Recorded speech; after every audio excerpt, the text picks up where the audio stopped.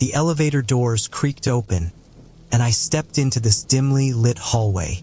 It smelled like old metal and bleach, like the kind of place where bad things happen.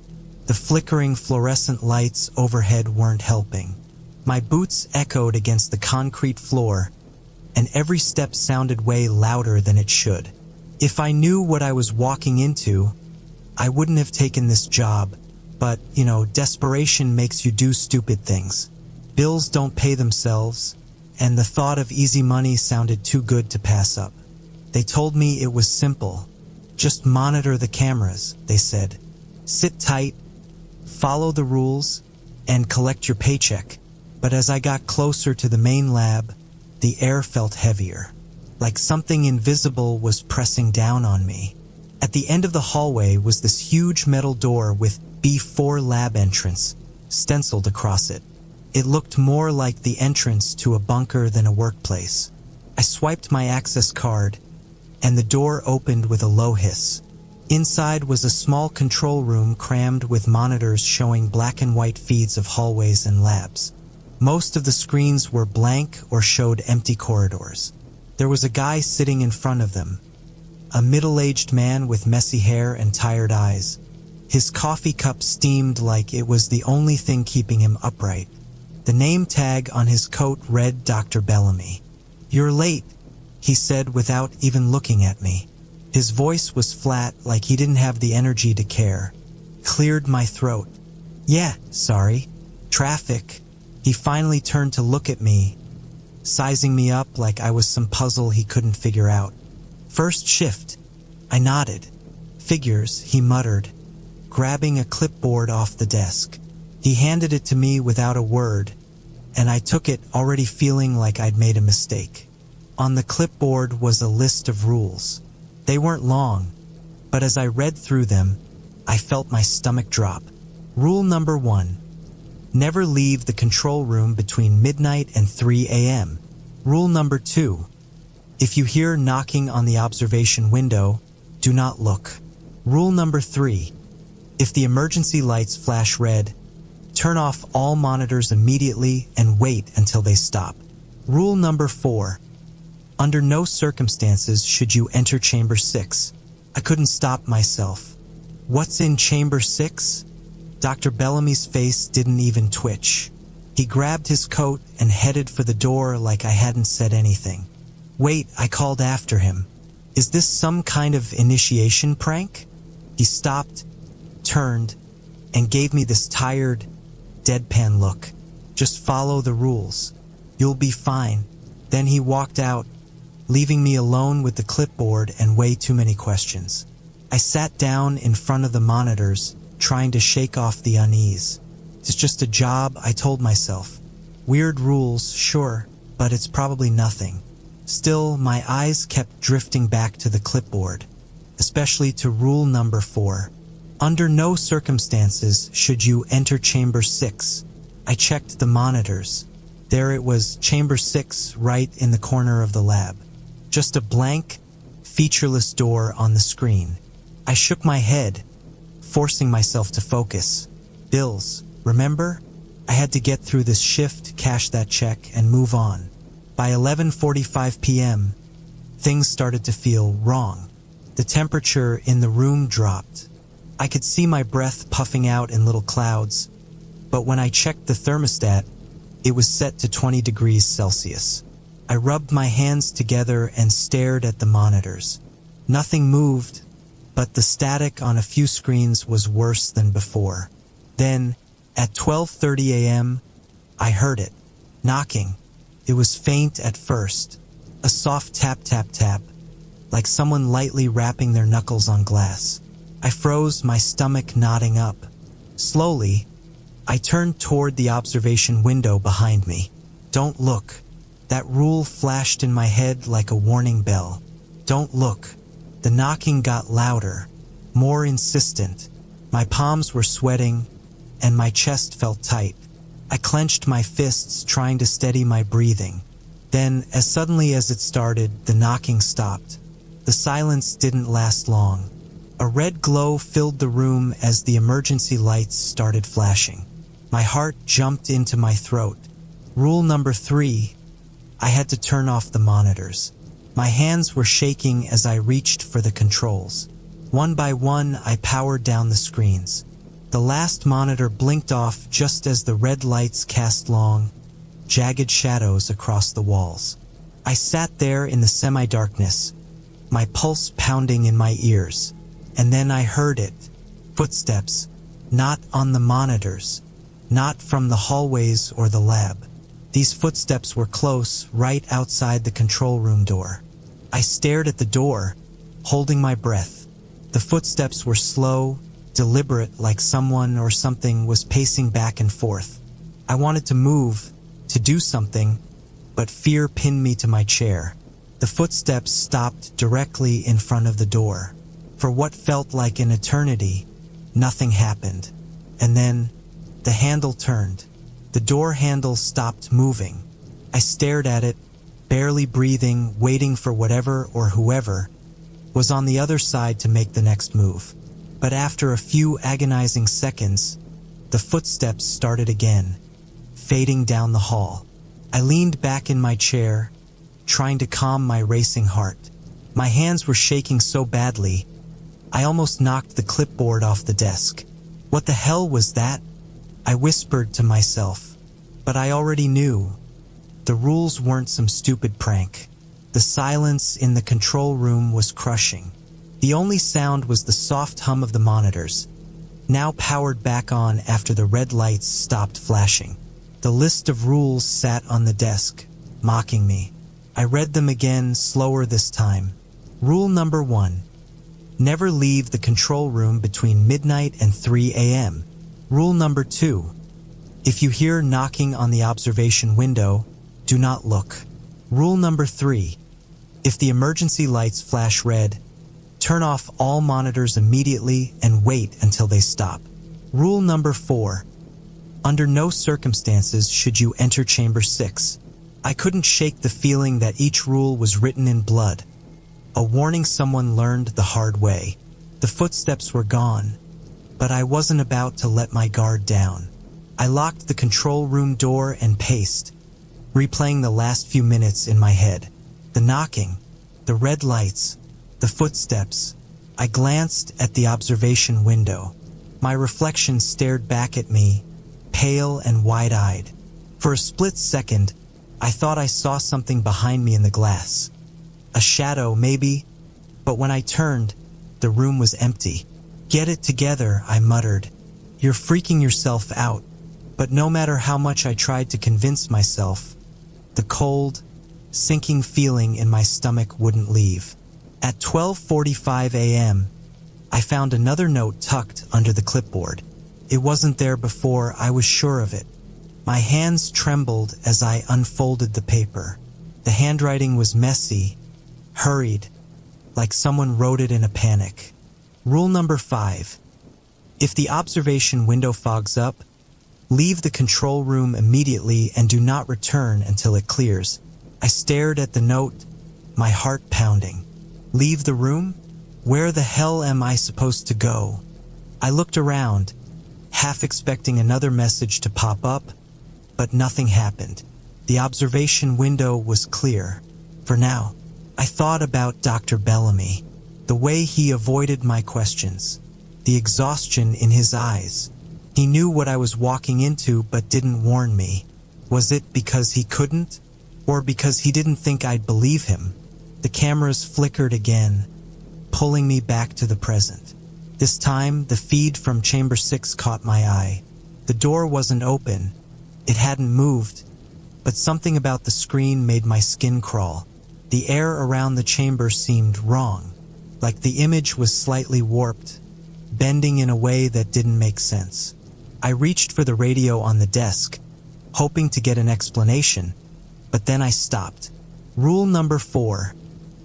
Under no circumstances should you enter Chamber 6. The thought of breaking any of the rules sent a chill down my spine. Whatever was in that room, I didn't want to know. By 1:15 a.m., the lab's eerie calm was shattered by a faint noise on one of the monitors. It was hard to make out at first, a low humming sound that seemed to vibrate through the speakers. I leaned in closer, switching to the hallway camera. The sound grew louder, almost rhythmic like a pulse. Suddenly, the monitor glitched, showing static for a few seconds before settling. But this time there was movement. A figure. Not a person exactly. It was hard to describe. Its shape seemed to shift, like it wasn't fully solid. It moved slowly, almost lazily, down the hallway outside Chamber 6. The clipboard rules screamed in my mind. Stay in the control room. Don't leave. Don't look. Don't enter Chamber 6. I didn't move. I didn't even blink. The figure stopped in front of Chamber 6's door, tilting its head as if it was listening. Then it vanished just like that, gone from the screen. I was still staring at the monitor when the observation window started to fog up. It happened so fast. One moment, it was clear. The next, a thick mist was spreading across the glass like someone had blown on it. My heart dropped. Rule number 5. I grabbed the clipboard and bolted for the door, my mind racing. Where was I supposed to go? The hallway? One of the labs? I stepped into the corridor, shutting the control room door behind me. The air outside felt different, colder, heavier. The fog on the observation window lingered, but I didn't dare go back inside. I checked the monitors through the small glass panel in the door. The cameras were still running, showing empty hallways and labs. But something felt wrong. I leaned against the wall, clutching the clipboard like it was a lifeline. My thoughts were a mess. What were these rules protecting me from? Or was it the other way around? Were the rules keeping something else in? The radio on my belt crackled to life, and I nearly jumped out of my skin. Control room, this is Bellamy, the voice said, barely above a whisper. I fumbled for the radio, my hands shaking. Dr. Bellamy, what the hell is going on? His reply was quick, urgent. Listen to me carefully.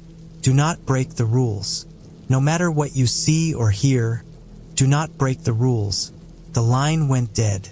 The radio in my hand went silent. Dr. Bellamy's last words still echoing in my ears. No matter what you see or hear, do not break the rules.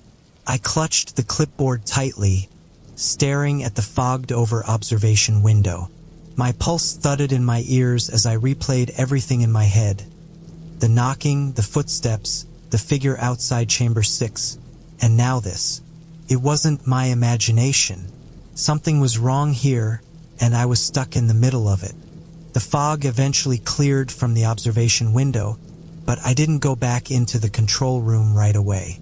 Instead, I lingered in the hallway, listening to the silence. The air felt thick, like it was charged with something I couldn't name. I glanced at the cameras through the small glass panel in the control room door. The feeds looked normal, empty hallways and silent labs. But that didn't mean I was safe. Finally, I forced myself to go back inside. The room was just as I'd left it. Cold, quiet, and unwelcoming.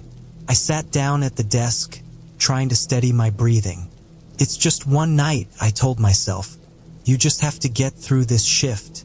But as I stared at the monitors, that sinking feeling in my gut only grew stronger.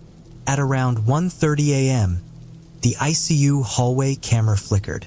It wasn't a normal glitch. This was deliberate, like something was interfering with the feed. The screen went black for a second, then came back on, showing the corridor. That's when I noticed the lights. They were flickering, but only in one section, the stretch of hallway leading to Chamber 6. The rest of the lights were perfectly fine. I leaned closer, squinting at the screen.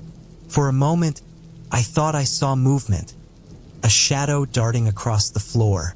I switched to the next camera angle, but there was nothing there. The hallway was empty. Still, my chest tightened. It's probably just a loose bulb, I muttered. But deep down, I didn't believe that. 15 minutes later, the same thing happened again. This time on the lab's main corridor camera. The lights flickered once, twice, then stopped. I stared at the screen, waiting for something to happen. Nothing did. I'm just tired, I thought, running a hand through my hair. But the excuses weren't working anymore. The room felt colder. The hum of the monitors sounded louder, harsher. I couldn't shake the feeling that someone, or something, was watching me. At 2 a.m. I saw it. The ICU camera glitched again, the screen cutting out for a split second before coming back. When it did, my stomach dropped. There was a shadow. It wasn't like before. This one wasn't moving. It was just standing there, a tall, distorted figure at the far end of the hallway. I blinked, convinced my tired eyes were playing tricks on me. But when I looked again, it was still there. "What the hell?" I whispered, leaning closer to the screen.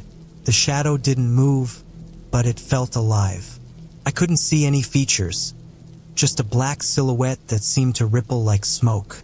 Then, as suddenly as it appeared, it was gone. My heart was pounding as I scanned the other monitors. Everything else looked normal. The shadow wasn't on any of the other cameras. I stared at the ICU feed for what felt like hours, but nothing happened. No flickering lights, no shadows, no movement. Maybe I imagined it, I thought, trying to calm myself. But deep down, I knew better. I looked at the clipboard, reading the rules again. None of them mentioned shadows or flickering lights. Did that mean I didn't have to follow the rules in this case? I shook my head. No, don't be stupid. The rules are there for a reason. Still, I couldn't help but feel like I was missing something. By 2:15 a.m., the sense of unease had grown unbearable. Every time I glanced at the monitors, I expected to see that shadow again.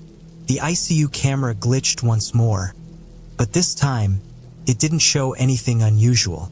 The hallway was empty, but that feeling, it wouldn't go away. The back of my neck prickled, and I kept glancing over my shoulder. The control room felt too quiet, too still. "I'm losing it," I muttered, but even as I said the words, I knew they weren't true. At 2:30 a.m., the ICU lights flickered again. This time, they didn't stop. The monitor feed cut out completely, replaced by static. I stared at the screen, waiting for it to come back on, but it didn't. The emergency radio crackled to life. "Control room," a voice said. It wasn't Dr. Bellamy. It wasn't anyone I recognized. The voice was low and distorted, like it was coming from underwater. "Who is this?" I asked, my voice shaking. No answer, just static. I felt like I was on the edge of something, like the whole lab was holding its breath, waiting for me to mess up. The ICU camera feed finally came back on, but the hallway looked different, darker.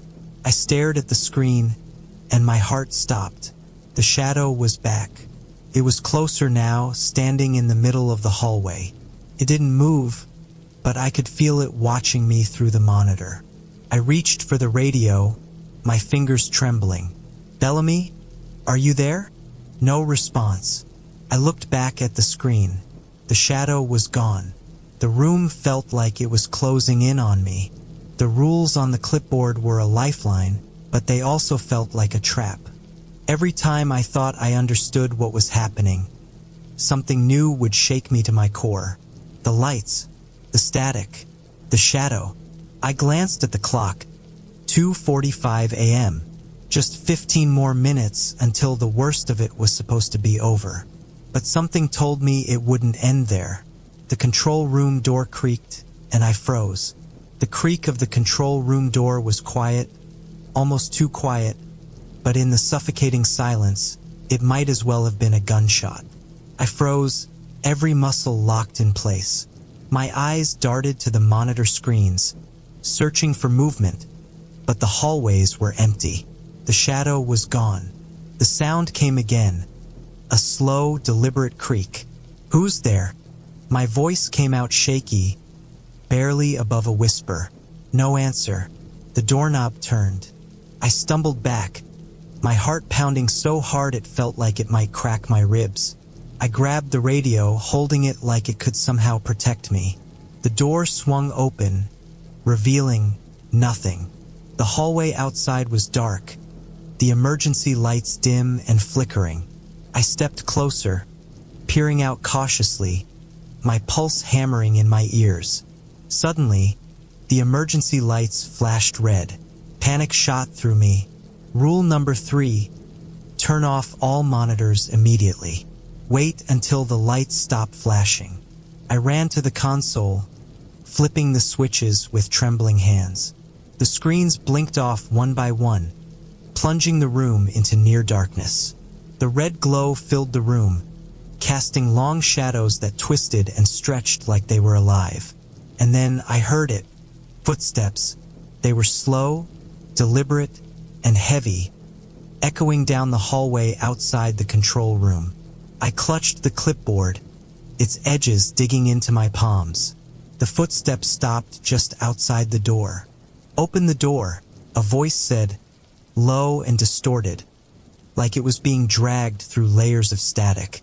My stomach dropped. The voice was familiar, too familiar. Sounded like mine. "No," I whispered, my voice shaking. "This isn't real. It's not real." The voice came again, softer this time, but still wrong. "You don't need to hide. We just want to talk." I backed away from the door, my breaths coming in short, panicked gasps. The room felt like it was shrinking, the walls pressing in on me. The doorknob rattled. I squeezed my eyes shut, trying to block it all out. The footsteps, the voice, the suffocating red light. Then came a loud bang. It wasn't the door. It was the observation window. My eyes flew open, and my stomach turned. The window was fogged up again, but this time, a handprint was pressed against the glass. The emergency lights kept flashing, their harsh red glow making it impossible to think clearly. I had two options. Stay in the control room and hope the rules would protect me, or leave and face whatever was outside. Another bang shook the observation window. The glass creaked, tiny cracks spreading like spiderwebs. I grabbed the radio and pressed the button. "Dr. Bellamy, are you there? Please, I need help." Static. The cracks in the glass grew wider. I couldn't stay. I yanked the door open and bolted into the hallway, the clipboard still clutched tightly in my hand. The cold air hit me like a slap, sharp and biting. The emergency lights continued flashing, casting eerie shadows that danced across the walls. Every sound felt amplified. The echo of my footsteps, the distant hum of machinery, the faint crackle of the radio at my side. I turned the corner, heading toward the stairwell. If I could just get out of this place, I'd figure out what to do next. But then I saw it. It was at the far end of the hallway, standing perfectly still. The shadow was taller now, its form sharper, more defined. It wasn't just a formless figure anymore. It had arms, legs, and a head. It didn't move, but I could feel its presence like a weight pressing down on my chest. I froze, my brain screaming at me to run, but my legs wouldn't listen. Then it tilted its head. The shadow took a step forward, and that was enough to snap me out of my trance. I turned and ran, my breath coming in short, frantic gasps. The hallway seemed to stretch on forever, the flashing red lights disorienting me. I didn't dare look back, but I could hear it, its footsteps echoing behind me, getting closer. The clipboard slipped from my hand, clattering to the floor, but I didn't stop to pick it up. "Don't look back. Just keep running," I told myself over and over, like a mantra. I rounded another corner, desperate for an escape. That's when I saw the door. Chamber 6. The rules screamed in my head. Under no circumstances should you enter Chamber 6, but the shadow was getting closer, and I was out of options. I hesitated for a split second, my hand hovering over the door handle. The footsteps grew louder, heavier, almost right behind me. With a shaky breath, I pushed the door open and stepped inside. The room was cold, colder than anywhere else in the lab. My breath fogged up in front of me as I scanned the space. It was empty except for a single chair in the center of the room. Straps hung loosely from its arms and legs, and the floor beneath it was stained dark. The door slammed shut behind me, and the red lights outside disappeared, leaving the room bathed in darkness. I fumbled for the light switch, my fingers brushing against cold metal. When the lights flickered on, I wished they hadn't. The walls were covered in scratches, deep grooves carved into the concrete. Words and symbols I didn't understand were etched everywhere, overlapping in chaotic patterns. And then I saw the cameras. Dozens of them, all pointed at the chair in the center of the room. The monitors in the control room suddenly made sense. They weren't there to watch the hallways or labs. They were there to watch me. The radio crackled to life again, and this time, Dr. Bellamy's voice came through. "You shouldn't have gone in there." My blood turned to ice. "What is this place?" I demanded, my voice trembling. "Chamber 6 isn't just a room," he said, his voice heavy with regret. "It's where it all begins." Before I could respond, the shadow appeared in the corner of the room. It wasn't outside anymore. It was here with me. The shadow didn't move, but its presence filled the room like a storm cloud. The air was heavy, thick with a feeling I couldn't explain, as if the walls themselves were holding their breath. I pressed my back against the door, desperate to find a way out. My hand groped for the handle, but it wouldn't budge. The door was locked. "Let me out!" I shouted, my voice cracking. The shadow shifted, inching closer. Its form rippled like smoke caught in an invisible wind, and my chest tightened. The radio crackled again. Dr. Bellamy's voice came through, but it wasn't calm this time. It was frantic. "You shouldn't have gone into Chamber 6. You've made it worse. What is this thing?" I yelled, my voice trembling. "What's happening here?" Bellamy hesitated, and that pause told me everything I needed to know. Whatever was in this room, it wasn't supposed to be here. "It's not just one thing," he finally said. "Chamber 6 holds something we can't control. It learns, it adapts, and now it's aware of you." His words sent a chill down my spine. "Aware of me? You broke the rules. It knows you don't belong." The shadow rippled again, closer this time. The cameras in the room flickered to life, their red lights blinking in unison. The monitors along the walls buzzed, their screens filled with static before flashing images of me. Not just now, but entering the lab, walking through the hallways, sitting in the control room. Every moment of the night replayed, like the lab itself had been watching me the whole time. I felt trapped like a bug under glass. The shadow reached out, its shape elongating into something almost human but not quite right.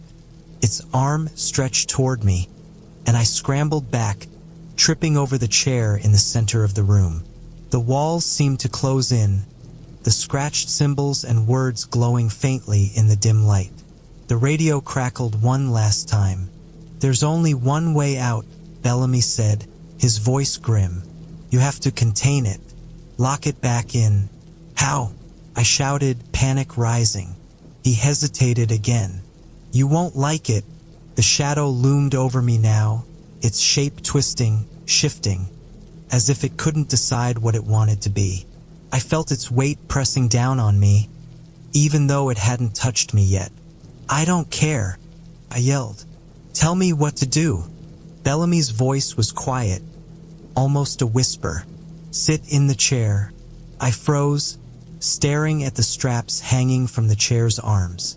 "What happens if I do?" I asked, my voice barely audible. Bellamy didn't answer, but the silence said enough. This wasn't about escape, it was about sacrifice. The shadow hissed, a low, guttural sound that made my skin crawl. Its form towered over me now, blocking out everything else. I could feel its pull, an invisible force dragging me toward it. My hands trembled as I reached for the chair, lowering myself onto its cold metal seat.